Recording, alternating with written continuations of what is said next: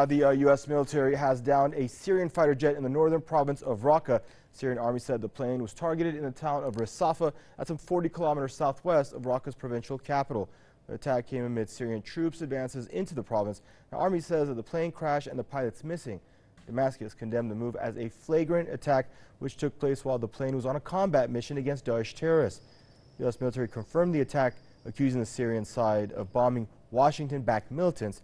Meanwhile, clashes have reportedly erupted south of Raqqa between Syrian troops and U.S.-backed Syrian Democratic Forces. Interesting story here, kind of disturbing. We're joined out of Dominica by Mr. Ken O'Keefe, former U.S. Marine. Mr. Ken O'Keefe, help us understand this. So as I was saying before being cut off, there is this plan, Odi Dinan's strategy for Israel in the 1980s. It lays out very specifically target number one was Saddam Hussein. They've taken out Saddam Hussein. Iraq is not a failure. That's all part of a long-term, decades-long plan. The rest of the plan involves getting the Arabs to, quote, bleed each other, to sow the seeds of sectarian hatred so that these weak and fractured states will be able to be overrun. There will be a provocation that will be used, and we're seeing these things heating up now. And of course, ISIS, as I mentioned before, stands for Israeli Secret Intelligence Service. ISIS, Al-Qaeda, Al-Nusra Front have never attacked Israel. How conspicuous is that? How much more obvious does it need to be? They also don't attack Saudi Arabia as well. No coincidence there either. Libya's been taken out.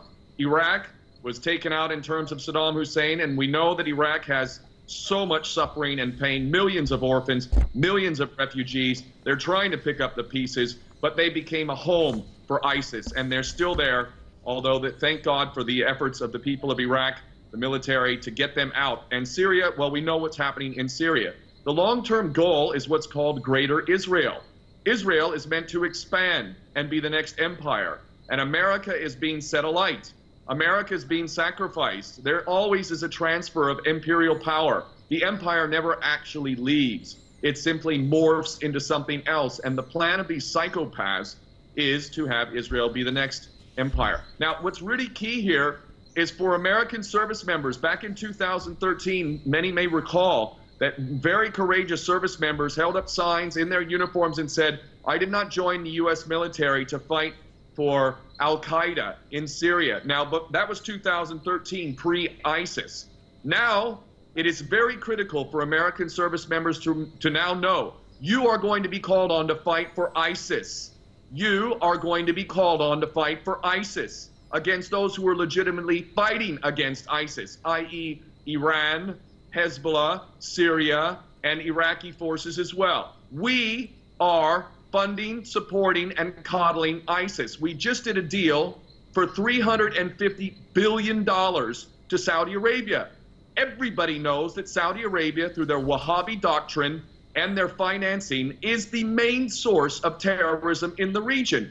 It is absolutely insulting to the intelligence of all of us that Iran keeps getting plastered across the American and Western media as the bastion of support for terrorism, when everybody knows that it's Saudi Arabia, and we just gifted them with $350 billion worth of weapons, which will be in the hands of ISIS, just like the American-made weapons, which are in the hands of ISIS.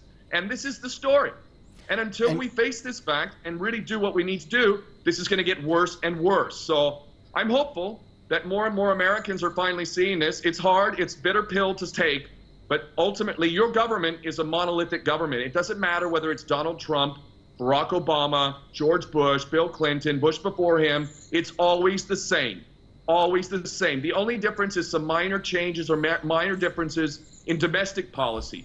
But in terms of international policy and the war-making machine, that never stops. And guess who benefits from all of this most profoundly? Just like Netanyahu said on 9/11, or just after 9/11, we're benefiting from one thing and one thing only, the attacks on 9/11. Israel is the beneficiary of this. Israel owns the U.S. government. Literally, they own it. So all of you U.S. members, U.S. service members in particular, it is time now to seriously disobey the orders. You need to disobey the orders. You cannot fight for ISIS. You cannot do that. That's not being patriotic. You swore to uphold the U.S. Constitution. So, it is so obvious at this point, I just don't even know how anybody could ignore the facts. All right, well, thank you, Ken, for joining us or rejoining us. That was Ken O'Keefe, former U.S. Marine, joining us out of Dominica.